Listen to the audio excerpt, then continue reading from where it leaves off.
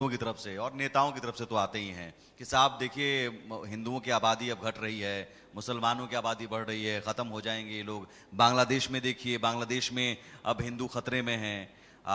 तो क्या वो बांग्लादेश को सबक लेकर यहाँ पर जो बताया जाता है कि साहब अब उनकी आबादी बढ़ रही है, हमारी आबादी घट रही है, हम खतरे में आ गए हैं? देखो सुमित, ऐसा है कि प्रश्न क्या था?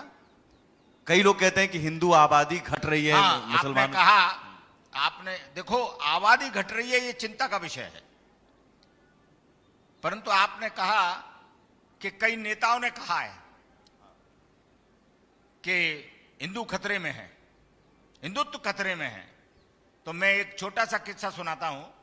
मैं उन नेताजी का नाम नहीं लूंगा क्योंकि मंच से मुझे नाम लेना चाहिए नहीं, परंतु एक नेताजी मेरे पास आए तो मैंने उनसे कहा कि भाई सुबह तो आपकी गाड़ी में दूसरा झंडा था, अभी आप आए हो और झंडा बदल गया है।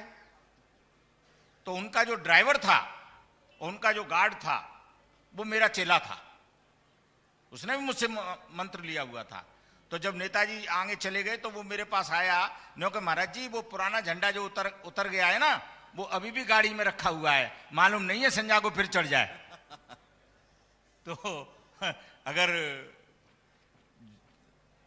अपना अपना स्वभाव है, परंतु मैं हिंदुत्व के जागरण के लिए एक बात जरूर कहता हूं कि आदिकाल से इस सनातन संस्कृति का जो निर्माण है